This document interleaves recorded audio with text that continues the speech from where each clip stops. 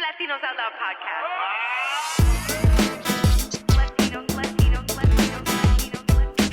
Yeah, that's what this is. Latinos Out Loud.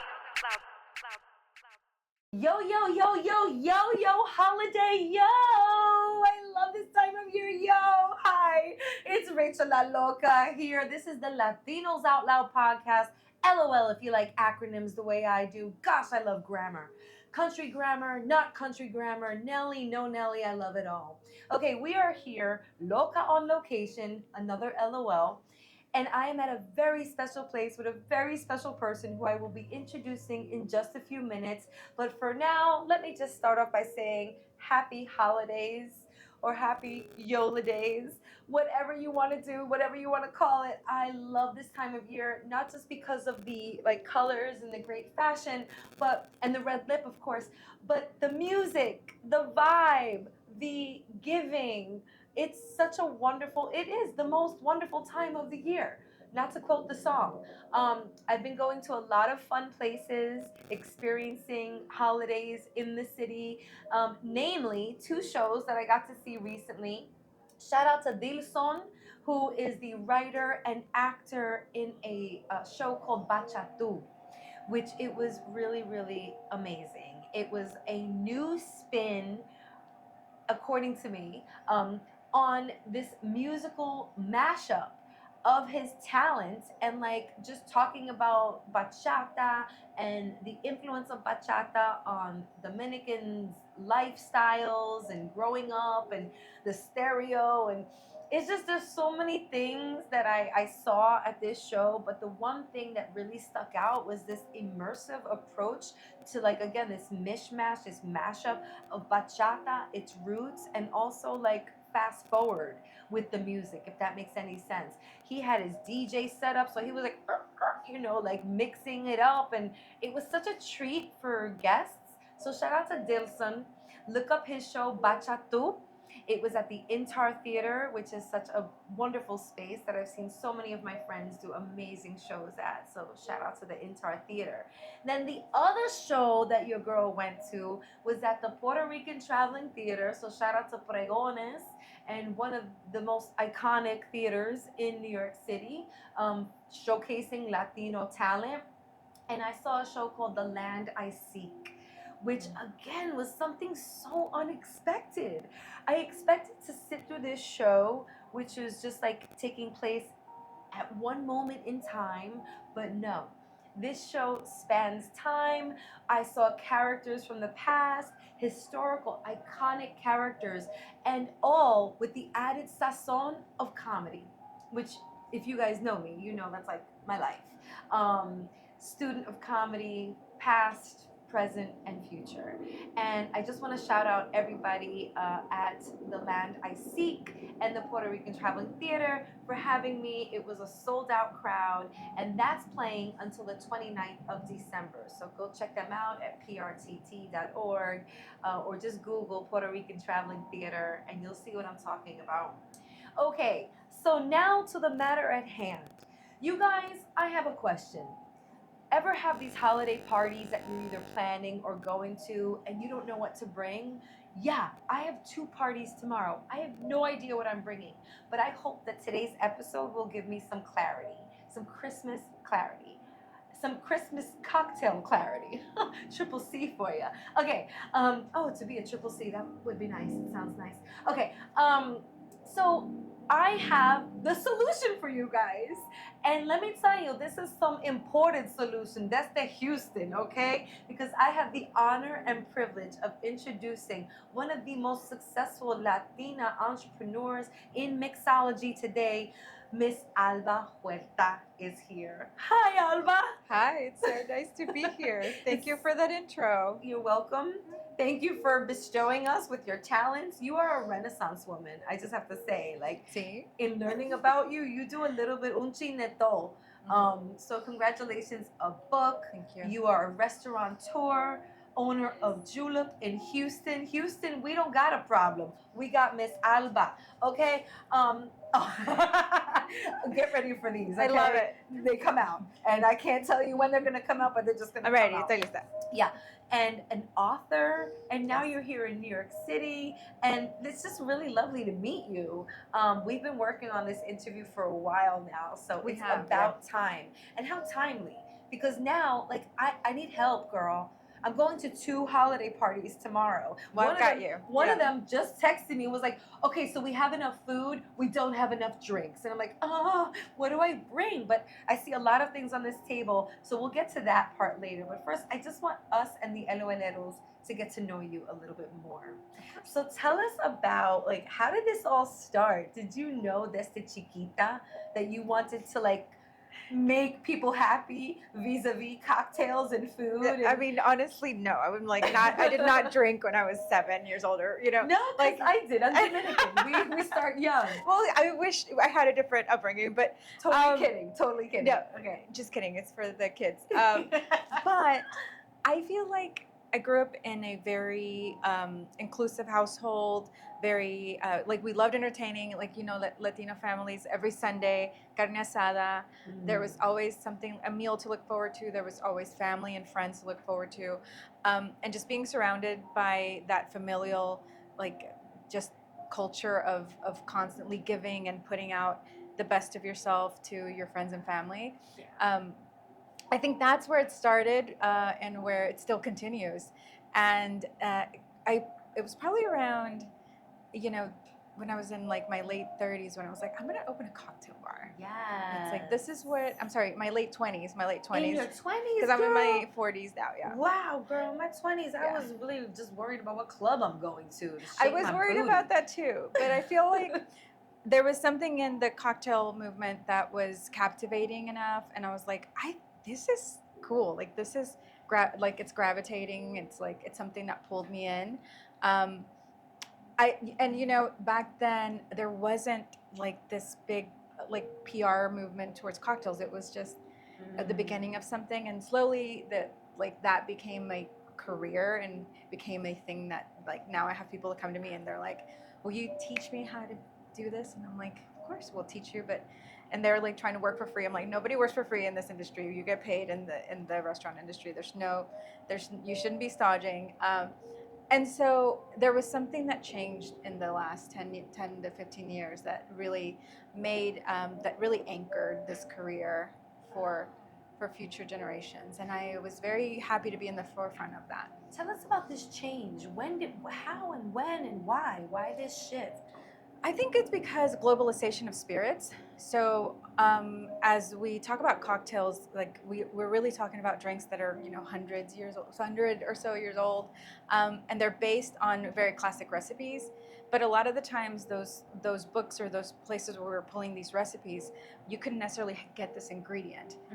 But the globalization of those spirits became accessible to everyone in the world is what made the cocktails kind of dominate in the culinary culture. And that was so important because you can't make a certain drink without having that specific ingredient. Yeah. And just something about the timing of it. I started bartending when I was 18 years old. I was a baby. And so in Texas, you can serve at 18 as long as you don't drink till you're 21. Wow. And so you just pinky promise that you won't, and they'll let you work. And it's the first job I ever had, and it's like the only job I ever wanted. And there was highs and lows, and like in my early 30s, I was like, I think this is the thing. This is what I'm gonna focus on. This is what I really love. Yeah. That's so great. So then you evolved, right, into like this desire to become a restaurateur. Like, did that come from your love of mixology, or like where did that? Tell us about that. That crossroads. I mean, the evolution. Honestly, I'll be honest. I always thought about owning a bar, but I didn't know what that meant. When I was in, my first few bars that I worked at, I was like, one day I'm going to own a bar. It's like I didn't know what that meant. It sounded like very idealistic, but the reality of owning a business and owning a restaurant business and a bar business is it's a hustle, right? It's like every day you're working. Like opening the door is probably the easiest thing to do. Keeping the door open is the hardest. Is your everyday job. It's deep. Yeah, and opening is hard as it is, right? So there's permitting, there's funding, there's all sorts of things, leases, and then, but when your community loves you, and when you love what you do, like those two things go hand in hand. And so, we've been open now for 10 years. Congratulations on your 10-year anniversary of Julep Houston. 10 years, we just 10, celebrated. girl, 10 years. What are you gonna do? You're gonna get like a tattoo of julep or something? Or Well, hold on, I got a proclamation day from the city, so I was like, yeah. high five. And the state, yes. So the state From of the Texas, state of Texas. both the state of Texas and the city of This is Houston. no small deal. Are you hearing this? Wow. They Okay. gave us a proclamation for our contributions to the culinary industry in the state and the city of Houston. Beautiful, beautiful. So that's tattooed in my heart. Felicidades. That is amazing. Your family must be so proud. They're so proud. They're so happy. They're also entrepreneurs, my parents. Tell us more. I mean, my parents were hustlepreneurs for the longest time. Hustlepreneurs. Yeah, they had Okay. like their day jobs, and Love then they that. always had like a side business of where they were either selling something. They were selling like jewelry or CDs or something. You know, they were like had like a little shop on the weekends. And once I graduated from high school. Is when my parents went into producing paletas. So they make Mexican paletas, and they have been for like the last 20 years, and that became their business. And Paletas like the ice cream, or paletas like the lollipop? paletas like the ice pops. Okay. Yes. Like Because Mexican ice pops, de limon, de melon, de sandía, de coco. So that's their business, and it was really beautiful to watch them do that in a later part of their life. You know? thank you for the clarity. Because Caribeños, like paleta could be lollipop, right? Or Tú ves paletas también. right. Okay, but then there's like this new paleta place that just opened up in my neighborhood. I'm like, wait, they're selling ices Yes. and ice cream. So okay, that's a thing. Mhm. That is so awesome. So this was ingrained in you. Being an entrepreneur was something that it's in your DNA. I mean, So- I saw my parents just make a business out of something that they loved. My dad, when he was very young, he worked at a paleteria in Mexico, and he would sell paletas on the street, and he was like, I'm gonna wait till my kids are out of the house so I can do the thing that I love, because he was protecting his family, I know, it's sweet. Yeah, it's sweet. Sweet. It's really sweet. And then he did great. But he is that person that will devote himself to his oficio and loves what he does. And I saw that, and I was like, I work with my hands. Like, I'm creative. I work with my hands. The part of the business that's the administrative part, nobody gives you credit for that. Like, you have to be a good administrator. You have to have you have to have the bills paid. You have to have a lease. You have to have all these things sorted out. Marketing. Everything, yes. Yeah. So, but it's in the creative and the things that you put out into the world that people really it resonates with them. And So what makes Julep Houston stand out? What is the je ne sais quoi? What is the touch that you put on Julep that makes it 10 years strong and stand out from all these other eateries? There's a few things that I think are the reason. Like, the secret to our sauce is that we're community focused. So we have a lot of events throughout the year that we do just for our community, that we know we're gonna throw a few parties this year that you guys are gonna love. They feel connected to the bar. We're always listening. There's always a point where I'm like, when we launch a menu, we really think about that menu, and we make these drinks 20 or 30 times before they hit the table, and make sure that we've got the best product forward for our guests. We listen to the feedback. We know them. They know us, and there's a lot of trust between our community and the bar, that they know that they're going to come, they're going to feel welcome, that service is going to be, it's going to feel like welcoming and warm, and so that trust is something that we can't break. Oh, that's so lovely. It makes me happy. It makes me want to go to Houston tomorrow. Come. I love Texas. Yeah. I left all my exes in Texas. I don't know. People say that. I don't have an Yeah, ex. that's I don't have that's any not true, but it sounds exes great. in Texas. But everything is bigger in Texas. I learned that too. That is a fact. That is a fact. I played a Texas woman on TV one time for a crime reenactment. They made my hair so big. Oh my You guys God. gotta check it out. I don't really talk about it on this show, but check out Diabolical on the Identification Discovery Network. I think it's season 2, and I got to kill a man on television. It was so much fun. Although he was a senior citizen, so I kind of felt like heartless and bad. But she's from Texas, and I was sitting in hair and makeup, and they gave my hair so much height. I've never seen my hair like get so much height. It was so great. Anyway, so your book. You're Yes. also an author. Yes. Tell us about your book, and also tell the LOLeros where they can buy it, because we need to support her. Go buy the book. Don't download the PDF from a friend, because I heard that's a thing. I heard that there's like book piracy out there. I mean, the pictures aren't as good if you do we eat and drink with our eyes. Like the photographs are beautiful. The book was the beginning. You know, the launch of Julep was also defining the bar. So in the beginning, it was about defining flavors and the techniques that we would use to create these beautiful drinks. So in that process, a book was created. I was very fortunate to have a person who was interested in me and having a book, and we put this book together. It's a love letter to the bar. It has the beginning of the journey. The bar has evolved since then. The bar's 10 years old. But it's a beautiful story of how we make drinks. We tell stories through our drinks. We're part of our community. We love our staff. We just integrate so many parts of our culture, my culture, into drink making, and that's all shown in the book. So you can find it on Amazon. You can also go to our website on julephouston.com. Shameless plug. Plug away. And just check us out. But you can buy it through there. Amazon's probably the easiest way to find. That's And if you're in Houston, you can come get it from us. We have them at the bar. And maybe you can sign a copy. Yes, absolutely. Okay, that is so great. And that's a really fun holiday gift, right? Like the book coupled with maybe a bottle of, one of the ingredients. Yeah. Okay, lucky for you guys, this is the part of the show where we're gonna actually see these cocktails being made, and I get to taste them. Okay, this is gonna be so much fun. By the way, shout out to you for accommodating us here at this lovely space here at Pier 17, South Street Seaport. We're at Jingle Jangle, which is the holiday pop-up of the Dead Rabbit. So as a New Yorker, never even knew about this place. It's so cute. Listen, it's freezing out there. It is so warm and cozy. There's like chestnuts roasting on this fake open fire back here. Okay? So what do you have in store for us today? I am so freaking excited. Okay. I know we're going to be making some drinks. I cannot wait to learn, watch, and taste. Perfect. We have a drink that is a riff on a margarita.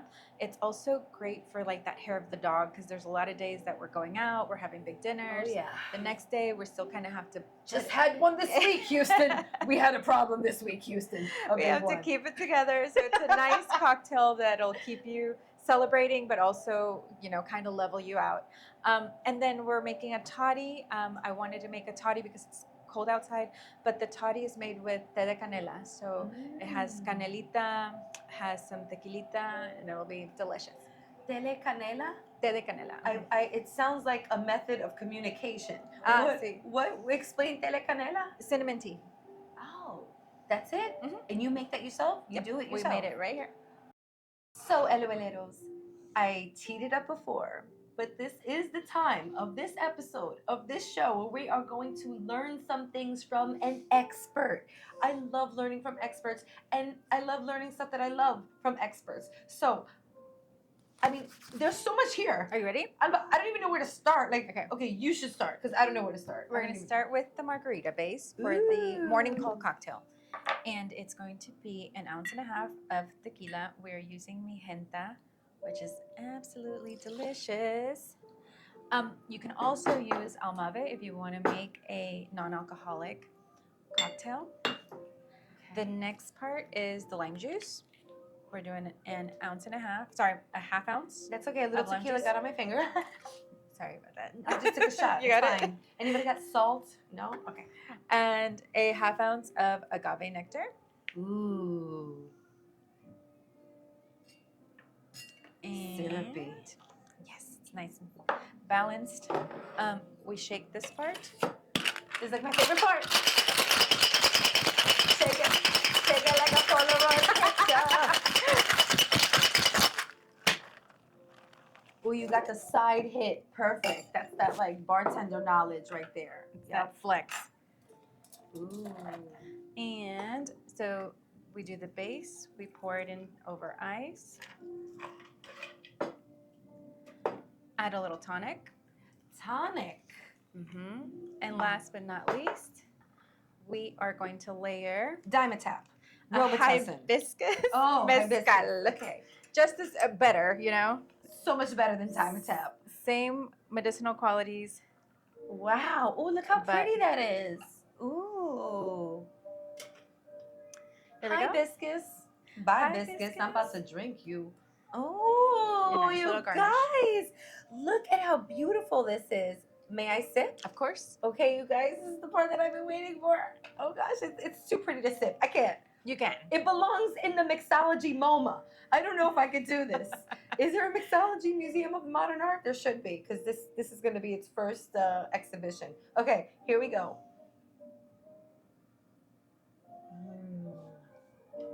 That is such a unique twist on a margarita. Oh, it tastes so good. And it tastes like wintry. Is that a Right. thing? How am I tasting winter in a cocktail? That is good. And it's pretty. And it's not like burning my esophagus. Yeah. You know? It's a nice, welcoming drink. It's a Yeah. good welcome drink for your guests. I'm whenever going to you're- welcome it Yep. into my mouth again, actually. So, welcome to my lips. That is delicious. Look at how nice that is. And it matches your outfit, too. Oh, great. Planned. We know. Okay. This is so cool. Alba, I have a request. Yes. I want to get my hands dirty. Let's Can I do it. help? Yes. Okay. We're going to make a toddy. So this is an option for a hot drink because these days are getting pretty cold out here, you know. Yes. I've been here for a few days and I'm like, I don't know. It's taken me about 4 days to get acclimated. Yeah, girl. So a lot of respect for you guys that are always in this weather. These freaking New Yorkers, we know how to bundle up. Okay. So we're going to make a toddy. And this right here, this line is 1.5 ounces. Okay. You just want to pour that much tequila to this little line right here. Okay. And it goes right into your glass. So keep it as close to your jigger as possible so there's less opportunity for you to spill. Jigger. What's my motherfucking name? Jigger. And who I'm rolling with? Tequila. Aight. Easy does it all the way to the Okay. line, to the line, to the line. To No, the no line. shorting, no shorting. Perfect. Okay. Okay. Okay. I got you, I got you. That's Goes good right tequila. into the- Oh, okay. So then we're gonna pour what's in the jigger into the cup. Yes. And then you can just This put is such a cute little. It's like a little. You could just sip it like a little. You know. It's like it's a little tipple, a Yeah. little. And we are going to use the other side of it. Ooh, it's two-sided. And it's also, the lines here are different measurements. So up to that line, 1/2 ounce. And you want to do this. This is Sherry Pedro Jimenez, which has like a beautiful kind of like rich raisin flavor, like cinnamon smell. So It does It's smell gonna really be good. perfect for the holidays. This reminds me of holidays. Mas, and mas, mas. Ooh, mas. Okay. The second line. Mas, Oh, mas, the mas. second line, Sí, okay. sí, sí. Also, Perfect. how do you do this without spilling? I'm making a mess. I'm sorry. I got a napkin. I'm here for spilling you. your product everywhere. You got it. You got it. Okay. Don't worry. In As here? long as we get the right measurements into the cup, we can clean the table. Perfect. And we're going to do the same 1/2 ounce. This is a rich sugar in the raw syrup. So it's a turbinado Ooh. syrup. And what Second line. all the way. Perfect. See, you got it. No Practice. spillage that time. Practice makes perfect. Okay. Right in there. We're gonna add. I'm gonna do this part because this one is a little tricky. This but- needs a professional. Just needs Okay, a got li- It's just a little tricky, so I'm gonna add a little touch of lemon for your toddy. And the last part is filling it with a hot cinnamon tea. Touch this kettle is good to go. We've boiled this twice to make sure we've extracted enough cinnamon flavor. Ooh, can I smell this first? This course. smells so good. Aquí. Oh, here? Oh, this is too fancy for me. That smells so cinnamony. Oh, man. I love the smell of cinnamon, like especially around this time. Like most of my candles burning at home right now are cinnamon something. So just fill it up. Just fill it up. Okay. And I'm gonna give it a stir for you. Perfecto. And we'll get one of our dehydrated garnishes. Your choice. This is a lemon. This is a grapefruit. This is an orange. But they all kind of work with the spice. I'm gonna go with an orange because orange. You glad I made that choice? There you go. Beautiful. Okay. Ooh, and that's it. That's it. Look at how nice this is, you guys. I love this so much. Okay, I'm gonna sip. Yes. May I? Yes, of course. Here we go. Hey Todd, nice to meet you. You're hot. Okay, hot. Toddy? No? Okay. So good. Oh my gosh. This is so good. This is like satisfying. It has a little kick. And again, it tastes like holiday. Yes. It's warm. It's It's soothing. Also, I just want to sip this in front of the Christmas tree. in front of our fireplace. Fake fire. Chestnuts roasting on a fake fire. Okay. This is something I want to bring this to the party tomorrow. Perfect. So what do I need to bring with me? Like, should I make it in advance or like, put these things together before the party, or what can I bring to the party to achieve this? So you can put together the tequila, the Jimenez, and the sugar and the raw syrup, and I would just boil the tea wherever you go. So it's hot, and if you need to bring a tea kettle, or everybody has a pot and pan, you can put it on the stove. It'll also smell, the fragrance of the cinnamon will make it really nice and festive. This sounds like a hit of the party. I think so. Okay, Alba, this is so great. Okay, this was so much fun, and I hope you guys learned a thing or two. Alba, please tell everyone where they can follow you and drop some info on Julep Houston. Because shout out to all the listeners in Texas. Love you. Especially my people in San Antonio. I know you listen. Oh, I and love San Antonio. I love San Antonio. love San Antonio. I have friends out there and also in Austin. Thank you so much. So please drop the info as I sip some more of your toddy. So you can find me on Instagram at Alba Huerta Official and Julep Houston at Julep HOU. Well, congratulations on all your success. Cheers. It was really a pleasure meeting you. You did great, by the way. Oh, Your thank you. Cocktail making. You guys heard that? Yeah, she did great. Okay, thanks. That means a lot. Cheers. Cheers. Salud, dinero y amor. Yes. This is really delicious. I have to So tell good. you, in the past when I've heard people like ordering hot toddies, I'm like, what are you, an oldie McOldson? Like only old people order this kind of stuff. But no. This is like of the moment, de moda. This is really good. Thank you for coming on the show. Thank you. Thank for you having so me. much. We look forward to supporting your career, and this is just really remarkable what you're doing. A book, a restaurant, you're an entrepreneur. Like, kudos. Thank you so much. Thank you for Yeah. having me. And we'll All keep right. in touch. Yes, we will. We'll keep in touch. Hello, this has been another episode, holiday style, of Latinos Out Loud. Happy holidays to you and your loved ones. It's really about, well, I learned this morning. I was at a recital, and to me, I think that the theme of this year's celebration is hope. There's hope in everything. There's hope when you don't even know or think that it exists anymore. It's still there. Hope doesn't really go away. So embrace it. Shout it out from the rafters. Talk about hope with your family. But most importantly, talk to your family. Happy holidays, everybody. I love you guys so much. I'm getting emotional. Oh my God. Thank you, LOLeros, for everything, for a wonderful year. Thank you to Nyoman and Eddie and everyone else behind the scenes, to Pai, to Saul, and to all the LOLeros. Thank you for tuning in and listening. Happy holidays. Un abrazo. And on that note, we out.